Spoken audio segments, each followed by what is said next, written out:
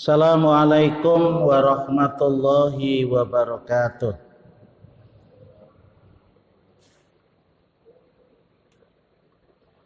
Bismillahirrahmanirrahim.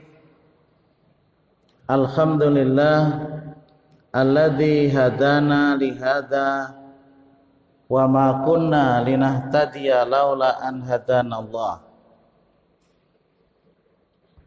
Asyhadu an la ilaha illallah wahdahu la syarikalah lahul mulku wa lahul hamdu wa huwa ala kulli syai'in qadir. Wa asyhadu anna Muhammadan abduhu wa rasuluh. Wa sallallahu ala Muhammadin wa ala alihi wa ashabihi ajma'in.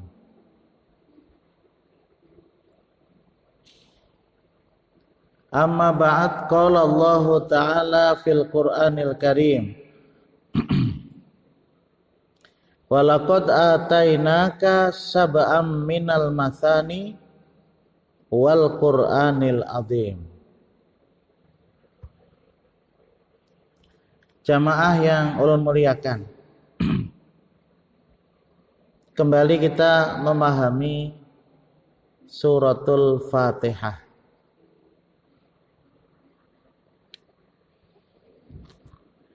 Wa tusamma al-Fatihah liftitahil kitabil aziz biha kaitsu innaha awalul Qur'an fit tartibi la fin nuzul. Nama surat Al-Fatihah itu banyak, di antaranya yang terkenal adalah Al-Fatihah. Kenapa? Karena surat Al-Fatihah itu pembukaan Al-Quran. Begitu Quran dibuka, yang pertama mustilah surat Al-Fatihah, pembukaan, di mana sesungguhnya surat Al-Fatihah itu awal Quran di dalam tertibnya surat. Maka surat Al-Fatihah itu awalul Quran fit tartib, pertama Quran dalam tertibnya. Begitu buka Al-Fatihah, dan itu bukan kehendak Nabi kita, tidak, Pak. Jadi itu adalah ketetapan dari Allah yang dibawa oleh malaikat Jibril, diberitahukan oleh Rasulullah kepada Rasulullah. Makanya di sini la fin nuzul. Jadi bukan awal pertama Al-Quran itu diturunkan surat Al-Fatihah, tidak. Yang pertama surat Iqra, surat Al-Alaq. Itulah sebabnya tertibnya surat-surat di dalam Al-Quran itu mulai dari Al-Fatihah, kemudian Alif Lam Mim, Al-Baqarah, Alif Lam Mim lagi, surat Al-Imran, kemudian surat An-Nisa,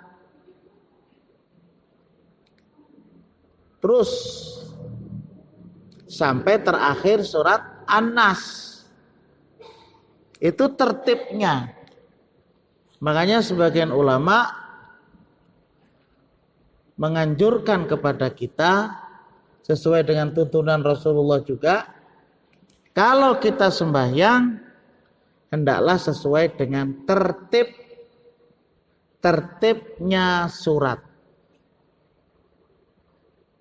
Jadi kalau rakaat pertama umpama membaca wattini, maka rakaat kedua di bawahnya.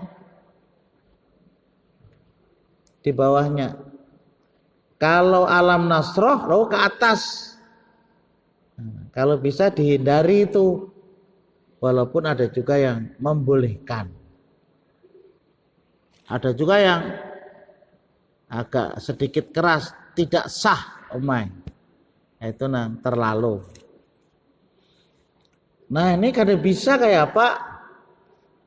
Ya kalau kada bisa belajar, dibuka. Lebih dahulu mana? Wal asri dengan inna a'toina. Surat Al-Kautsar. Buka loh.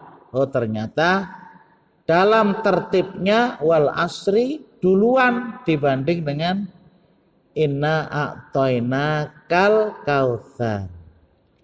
Itu tolong Pak Ibu-ibu. Apalagi kalau jadi imam.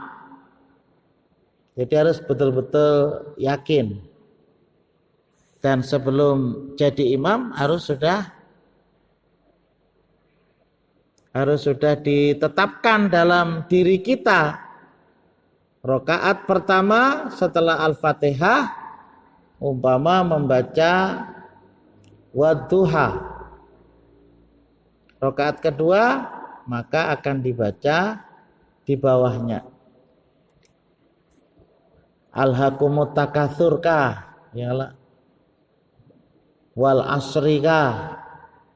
Idza jaa nasrullah wal fath, umpama begitu.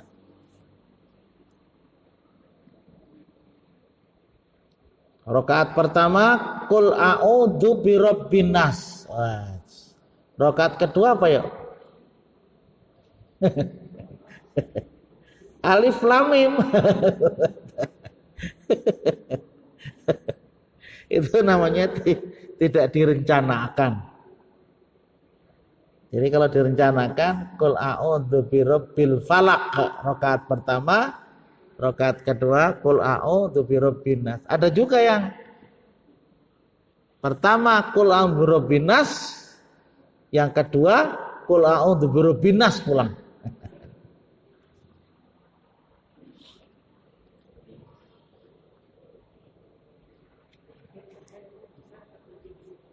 Namanya Pak? Oh, ya ada, jadi ada. Berarti itu tidak apa menuruti sunnah Rasul. Walaupun kita mengatakan tidak sah ya enggak lah. Karena membaca surah itu hukumnya sunnah. Ibarat tidak baca pun juga tidak mengapa. Orang yang mengatakan tidak sah itu ia berlandas tidak menuruti Rasulullah itu. Rasulullah itu kan kuliah kulhu. Sabihis alhaakumut takatsur. Hal ataka biasanya. Al-Jum'ah kemudian al-munafikun. Banyak yang lain seperti itu. Dan ketika baca surat yang panjang juga begitu. Ketika Ramadan Rasulullah atau tahajud itu surat Al-Baqarah, kemudian surat Al-Imran, ujar Anas bin Malik. Artinya sunahnya begitu. Ketika bicara hukum lalu berbeda. Paling-paling ya kita menasihati.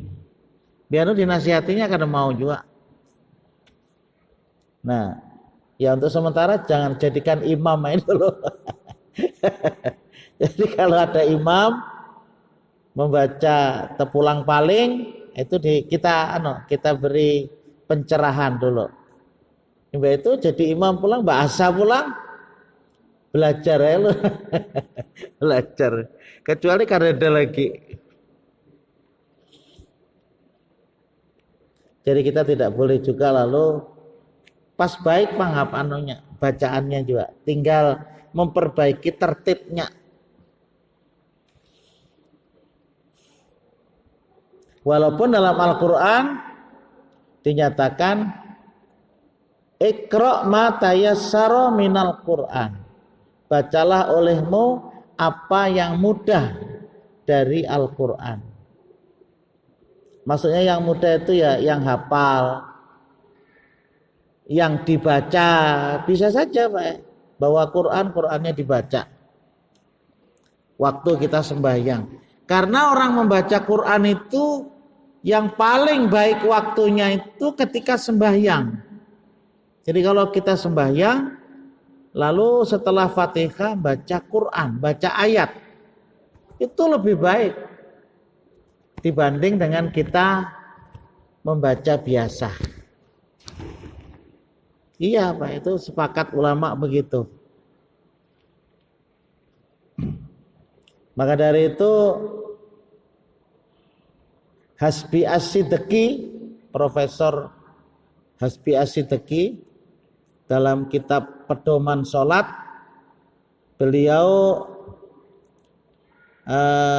merinci dari apa yang dibaca Rasulullah, yang paling panjang bacaan itu adalah sholat subuh. Jadi kalau ingin baca yang panjang itu sholat subuh. Kemudian yang kedua sholatul isya. Jadi sholat isya itu ranking 2, terpanjang sedikit pada sholat subuh. Ranking ketiga sholat maghrib. Ranking keempat sholat duhur. Ranking yang paling ringan lagi sholat asar. Itu tentang panjangnya surat yang dibaca. Tapi itu memang ya untuk sholat masjid yang sudah memiliki imam rawatib. Imam rawatib itu memang sudah diangkat oleh takmir masjid untuk jadi imam. Nah, ini enggak rawatib, jadi siapa yang ditunjuk maju, tunjuk maju. Ulun tidak ditunjuk maju juga. Lawas madang.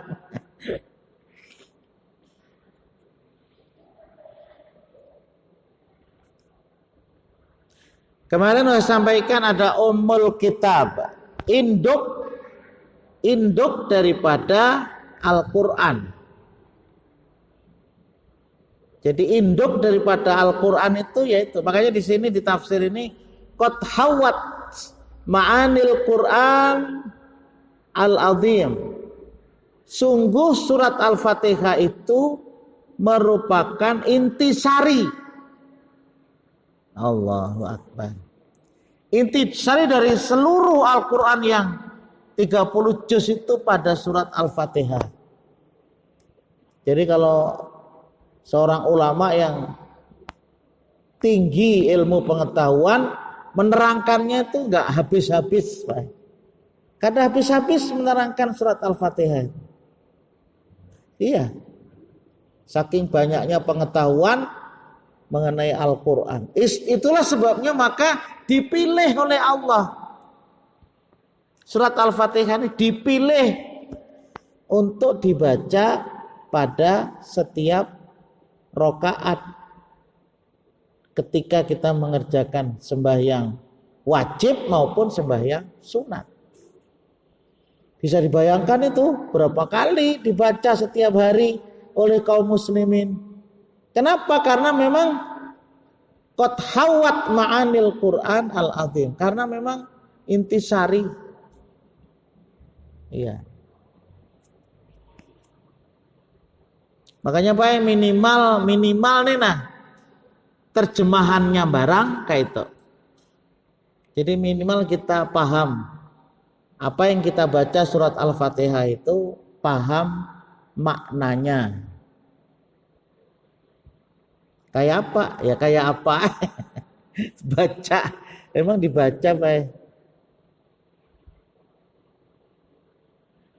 Ada disebut dengan As-Saba'u Al-Mathani, 7 ayat yang diulang-ulang. Memang benar seperti surat Al-Hijr yang membaca tadi, walaqad atainaka sab'an minal mathani wal Qur'anil azim, dan sungguh aku telah memberikan kepadamu wahai Muhammad 7 ayat dari yang diulang-ulang dan Al-Qur'an yang sangat agung. Nah, itu luar biasa. Itu namanya i'jaz.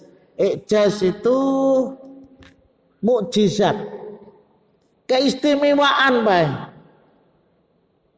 Keistimewaan. Jadi itulah cara kita berzikir kepada Allah. Jadi memang nggak bisa hidup ini tanpa zikir. Kalau Rasulullah menggambarkan orang berzikir itu seperti ikan berdiam di air. Mana mungkin bisa ikan tidak hidup di air? Nah, orang berzikir itu baik seperti ikan berdiam di air. Jadi kalau ia tidak berzikir dalam hidup ini, itu hampa, bahkan mati. Mati sama sekali hati itu. Ya, nah kita melihat itu becari kayak itu nah. Kada minik lah. Kada ujarnya. Kada sing istirahatan juga. Kurang waktu. Becari itu kurang waktu. Bukan tidak boleh, siapa sih yang tidak boleh? Bukan tidak boleh. Cuman kayak apa lapahnya dunia ini? Kalau kemudian tidak diimbangi dengan berzikir. Rasulullah itu mengatakan begitu. Kasamai filma. Jadi seperti ikan di dalam air. Ya hidup. Ini kalau di darat nggak hidup. Orang kalau nggak berzikir tuh seperti itu. Berzikir tuh ya sembahyang. Bukan, jangan diartikan berzikir itu orang yang bertahlil sampai 10.000. Itu kalau yang seperti itu bahkan bukan sunnah, Pak.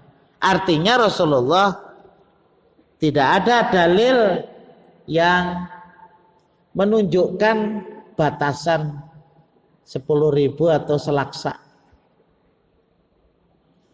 Ada memang beberapa batasan zikir itu setelah sholat maghrib 10 kali, setelah subuh, sholat subuh 10 kali, pagi hari 100 kali paling banyak. Kemudian sore hari atau malam hari 100 kali. Disesuaikan dengan apa ya? Rasulullah, Allah dan Rasulnya itu menyesuaikan dengan kemampuan manusia, lalu tidak terlalu-lalu kayak itu, Pak. Karena ada kewajiban-kewajiban yang lain yang tidak lepas dari hubungannya hidup di dunia. Hak umpamanya guring punya hak juga. Mata ini punya hak, Pak, untuk tidur.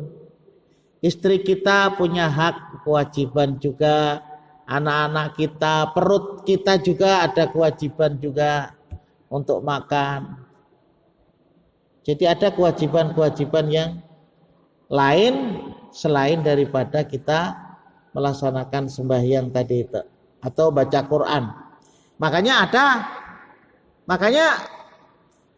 ketika melihat beberapa sunnah Rasulullah itu lalu tidak dilakukan setiap detik untuk taat kepada Allah. Rasulullah mengatakan saatan, sesaat.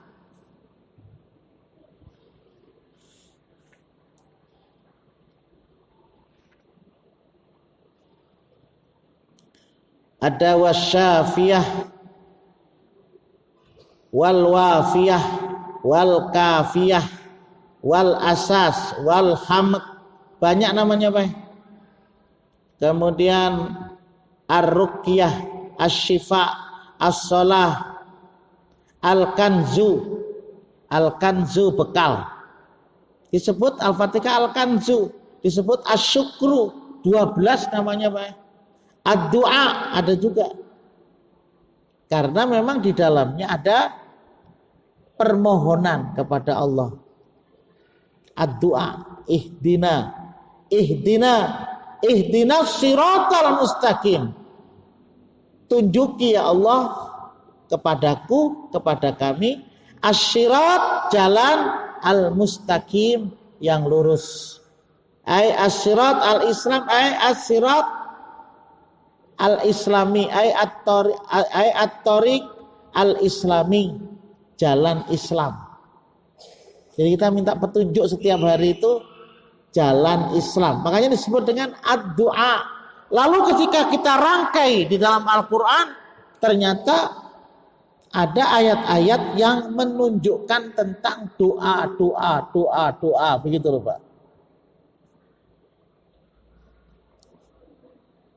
Tapi yang jelas ketika kita bicara ihdi, berikan petunjuk, jadi itu perintah Pak, fi'il amar. Jadi kita perintah kepada Allah, ya Allah beri petunjuk, itu namanya perintah. Tapi perintah di situ maksudnya adalah ad-du'a, karena orang rendah kepada orang yang tinggi, yakni Allah Subhanahu wa taala, itu berarti maknanya adalah ad-du'a. Jadi ada perintah yang menunjukkan wajib, ada perintah yang menunjukkan sunat, ada perintah yang menunjukkan doa. Al-aslu fil amr ad-du'a. Kita kan merintahkan Allah. Ya Allah berikan petunjuk, kan perintah. Allah memberikan petunjuk. Apa yang kita minta dalam petunjuk itu? Petunjuk al-hidayah. Nah, petunjuk al-hidayah. Al-hidayah, al-ghariziyah, al-hidayah, al-khawasiyah, al-hidayah akliyah, al-hidayah diniyah, al-hidayah taufikiyah. Wow, lengkap lengkap permintaan kita itu. Nah, ketika kita mengucapkan ihdina, berikan petunjuk kepadaku jalan Islam. Apa jalan yang kita minta itu? Al-ghariziyah. Al-ghariziyah, gharizi itu maknanya insting. Jadi ada sesuatu yang memang sudah diberikan oleh Allah Ta'ala. Apa itu? Al-iman. Ya Allah berikan petunjuk kepadaku al-hidayah al-ghariziyah. Hidayah yang insting. Apa? Iman. Apa? Tauhid. Itu yang kita minta. Itu yang kita minta Pak. Maksudnya itu pemberian dari Allah. Kemudian iman dan tauhid yang ada pada diri kita itu lalu berkembang, begitu loh Pak. Berkembang tauhid itu tidak hanya pada tataran at-tauhidu ar-rububiyah, hanya mengakui Allah sebagai Tuhan saja, tetapi kemudian meningkatkan kepada at-tauhidul uluhiyah sampai kepada ilahin nas. Kalau dalam Al-Quran itu sampai pada iyyaka na'budu wa iyyaka nasta'in, itulah uluhiyah. Mengilahkan Allah sesuai dengan kalimat la ilaha illallah, itulah. Hanya Allah yang diilahkan, hanya Allah yang disembah, kalau bahasa Indonesianya itu begitu. Hanya Allah yang dituju. Nah, di sini nanti ya lalu agak beda-beda antara manusia satu dengan manusia yang lain. Itu bicara tentang al-ghariziyah. Jadi sudah diberikan oleh Allah rasa bertauhid, ya, rasa beriman, itu sudah diberikan oleh Allah. Cuman berkembang tidaknya itu Pak enggak sama. Ada orang ketika kekawanan tuh berjurut ke masjid, kadang dia hendak, wah itu nggak berkembang, kasihan, Pak. Itu namanya tidak berkembang. Nah, kewajiban kita untuk memberikan pencerahan. Kewajiban kita untuk memberikan nur, untuk mendoakan, untuk memberikan jalan cahaya. Ya cuman sekarang ini kan, walau masa-masa modern seperti kita sekarang ini, dakwah individualis, dakwah individu perorangan itu susah, Pak. Menasihati per orang itu berat sekali.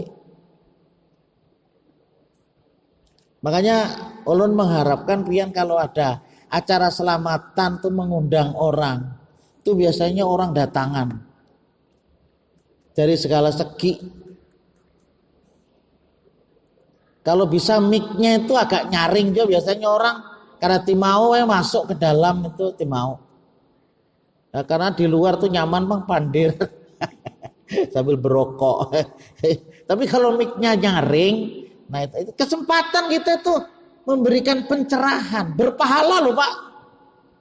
Jadi jangan sia-siakan nasi itu hanya sekedar dimakan saja. Apa gunanya kalau nasi itu dimakan yang memakan kada sembahyang ibaratnya? Itu seperti itu. Kita menginginkan yang dimakan oleh orang itu punya nilai pahala juga untuk kita. Gitu. Jadi diperhatikan itu, Pak. Makan. Sementara seorang yang beri makan. Makanya kalau kita tuh punya anak, punya istri, punya suami, ya, makan, minum dan sebagainya, karena sembahyang, ruginya luar biasa loh Pak. Ruginya luar biasa. Tapi sampai sekarang ulun betakon di pengadilan agama itu masih belum ada orang yang ingin talak itu gara-gara karena bininya kada sembahyang atau bininya mengadu kepada pengadilan bahwa lakiku kada sembahyang, belum ada masih. Yang banyak itu biasanya binian mengadu itu karena lakinya bebini pula. Nah itu yang paling banyak itu. Yang kedua masalah ekonomi, ditinggal bebini. Ini yang kedua masalah ekonomi. Kemudian masalah akhlak itu berikutnya. Kalau masalah agama hampir tidak ada. Ulun datang apa aja, laki kada sembahyang lapah dah mah menasehati. Sehingga ulun ini lapah memasakkan nasi walaupun duitnya dari laki.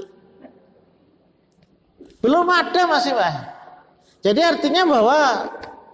artinya kalau boleh disimpulkan, persoalan iman, persoalan bertauhid itu masih belum mendasar gitu. Padahal selalu sampaikan semalam, bagaimana berkeluarga itu yang pertama beribadah, yang kedua bekerja, yang ketiga bersama, itu mesti. Bila ini kada ada agak luput gitu. Bersama, bekerja, ya. Yang ketiga beribadah yang pertama, yang kedua adalah bekerja, dan yang ketiga bersama. Itu insya Allah akan menuju kepada sakinah, mawaddah, warohmah. Orang sering sebut sekarang samawa. Samawa, sanya itu apa ya? Sakinah, manya mawaddah. Lah, kok samawa? Samara kan?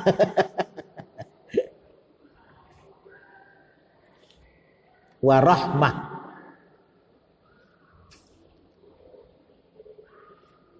Kemudian hidayah yang kita inginkan ketika kita bicara tentang apa tadi?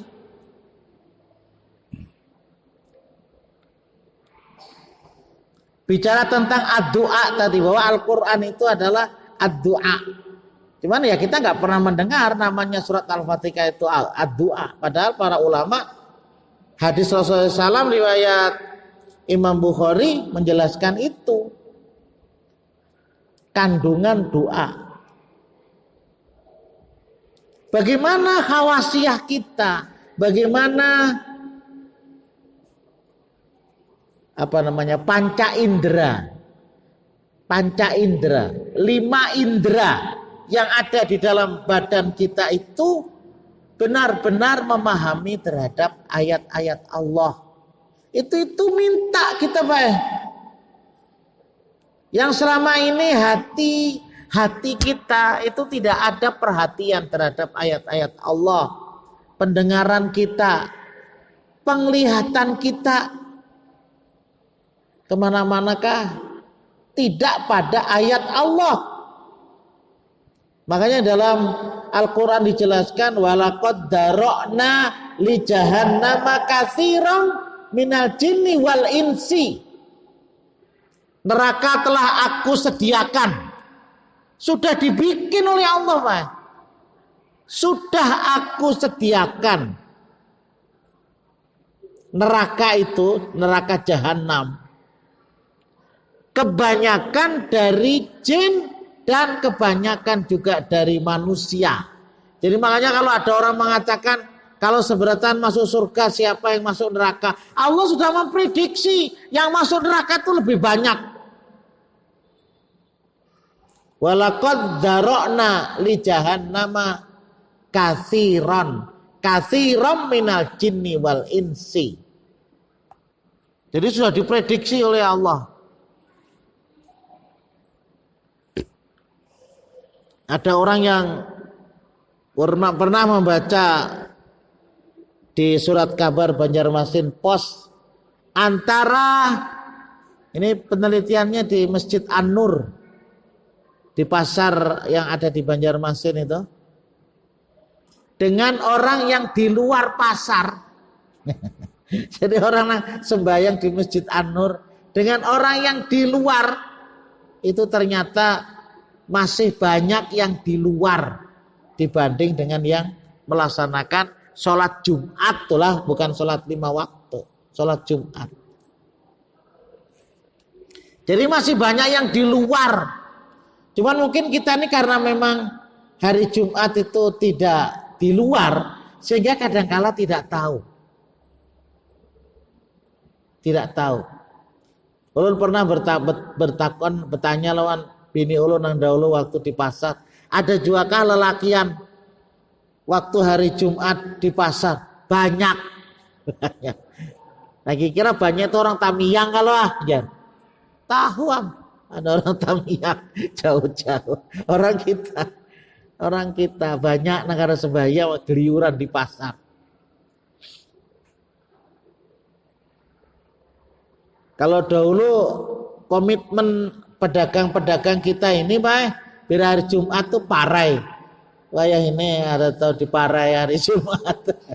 Jalan terus. Hari raya gin, mun kada sopan gin turun juga. Hari raya tuh. Jadi kada ada istilah istirahat terus, ekonomi jalan terus.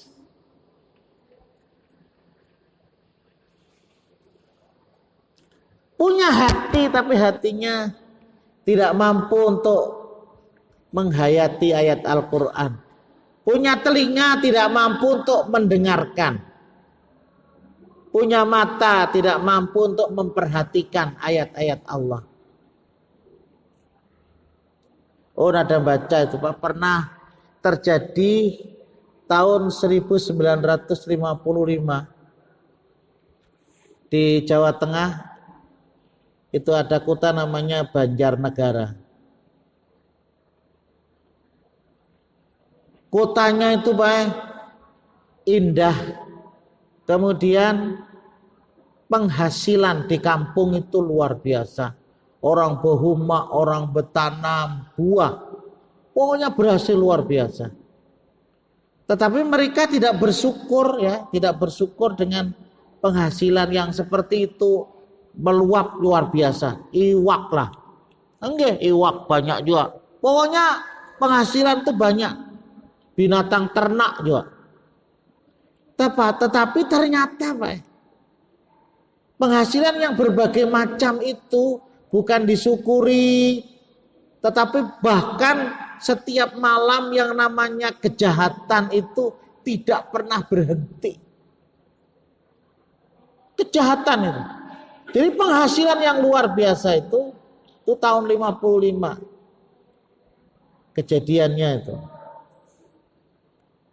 Bahkan suatu malam ketika kejadian hujan yang sangat deras, kejadian di mana kampung itu tertindih oleh oleh longsor gunung. Itu begitu juga hujan yang deras, kada tadi apa-apa, rame tadi Pak, menjadi kisah. Kalau di Jawa itu ada istilah orang, ya kayak kita itu punya karaokean lah. Ada istilah gending. Itu bebiniannya, lakiannya campur aduk. Bahkan sampai terjadi seorang ibu itu ya kada pantas panggil. Seorang ibu itu berzina dengan anaknya saking ramenya tadi. Dinasihati kada pati perhatian juga. Jadi pada bulan April ketika itu katanya ada sebuah hujan yang luar biasa. Ternyata ada sebuah gunung, puncak daripada gunung itu model lepas Pak. Jadi gunung itu model lepas, jadi model ditarah kayak itu, pas menutupi seluruh kampung yang penuh dengan kejahatan itu. Dan sampai sekarang masih terkenal Pak. Di Banjarnegara. Itu di Indonesia. Oh, di lain-lain banyak Pak. Banyak sekali. Jadi kalau ada sebuah kemaksiatan yang sudah merajalela, itu satu saat pasti akan ada sebuah musibah yang tidak bisa diduga-duga oleh orang banyak. Jadi makanya dengan nikmat dari Allah, dengan rezeki dari Allah, mestinya mensyukuri. Tapi tidak. Kenapa? Hawasiyahnya, kemudian akliyahnya, akalnya sudah tidak untuk memikirkan ayat-ayat Allah lagi, tapi justru akalnya dipenuhi dengan hawa nafsu. Akhirnya apa? Akhirnya ya tadi itu, hidayah diniyah, hidayah memahami agama, memahami Islam, memahami cara beribadah, memahami cara berakidah, hilang. Makanya kan kita minta terus. Dan yang berikutnya adalah kita minta hidayah taufikiyah. Apa? Hidayah kemampuan kita untuk melaksanakan petunjuk itu, Pak. Itu namanya taufikiyah. Kebanyakan kita itu tahu, tapi tidak melaksanakan. Kenapa? Karena tidak menerima hidayah taufikiyah. Padahal setiap hari kita tuh berdoa, Pak. Kita berdoa. Jadi ada semacam kemampuan diri untuk melakukan ibadah itu. Karena kita sudah berkomitmen untuk bertauhid kepada Allah Subhanahu wa taala. Sehingga mampu untuk mengerjakan perintahnya yang disebut dengan ibadah tadi itu. Namanya itu al-hidayah atau fikiyah. Jadi kemampuan kita untuk melaksanakan petunjuk itu. Jadi ada 5 Pak. Menurut tafsir Al-Maraghi dijelaskan apa yang kita minta di dalam petunjuk itu. Jadi yang pertama bagaimana insting bertauhid, insting beriman, insting termasuk berislam juga itu jalan. Jadi tidak mandek, tidak mati. Banyak baik orang yang sudah diberi keimanan oleh Allah tertutup hatinya, nggak mampu lagi menerimanya. Kok sopan kepada manusia, apalagi sopan kepada Allah, nggak ada. Kalau sudah sopan kepada manusia itu tidak ada, Pak, apalagi malu kepada Allah. Kepada manusia dia kan sopan, apalagi kepada Allah Ta'ala. Yang pertama kan kita tuh malu kepada manusia dulu. Sopan aku kalau orang tahu. Nah baru kemudian meningkat sopan kalau Allah tahu, itu lebih tinggi lagi. Awalnya itu bisa terjadi ada punya rasa malu. Makanya penting punya rasa malu itu. Kalau kamu tidak punya rasa malu, berbuat aja sekehendaknya. Kan kita tidak. Inilah gambaran tentang bahwa ad-du'a. Jadi ternyata memang di dalam surat Al-Fatihah itu punya kandungan doa. Wastamalat ala maqasidihil asasiyah bil ijmal. Dan isi daripada Al-Quran itu adalah tujuan-tujuan yang sangat asasi secara global. Tidak secara rinci, Pak. Nanti rincian-rinciannya itu ada pada ayat yang lain. Kemudian rincian-rincian berikutnya juga ada pemahaman dari hadis-hadis Rasulullah. Itu kita. Jadi kesyukuran yang luar biasa loh, Pak ya. Kita berislam ini, kita beriman ini, kita sebagai manusia, sebagai makhluk Allah, itu tinggal menjalani aja lagi. Tidak usah mencari. Jadi cara beriman, cara berislam, cara beribadah sudah ada. Jadi kada baulah seorang. Kada baulah seorang, Pak. Ini kalau seperti orang Kristen, ya orang Kristen, orang Nasrani itu banyak baulah seorang, Pak. Jadi cara-cara beribadah itu tidak ada. Kalau dalam ajaran Islam itu rinci. Cara berwudunya ada, cara sembahyangnya ada, cara puasanya ada, cara ibadahnya ada. Kan pernah mereka itu melihat kita ketika melakukan ibadah haji, melempar jumroh, itu kan dalam waktu yang sama, Pak. Dalam waktu yang sama orang melempar jumroh. Dalam waktu yang sama orang berada di Arafah. Kan al-hajju Arafah. Haji itu ya wukuf di Arafah. Tanggal 9 Zulhijjah. Kalau mulai duhur sampai malam hari ia tidak berada di situ, namanya belum melaksanakan haji. Kan ada orang yang umpat ibadah haji tapi tidak resmi, tidak ada izin. Nah itu. Kalau ada razia, ini kada kawa ke wukuf di Arafah itu. Nah, ditangkap, ini kada kawa tulak. Mulai tanggal 9 sampai tanggal 10 kada kawa ke situ. Makanya kadang-kadang ada sampai menaiki gunung untuk menghindari polisi tadi itu.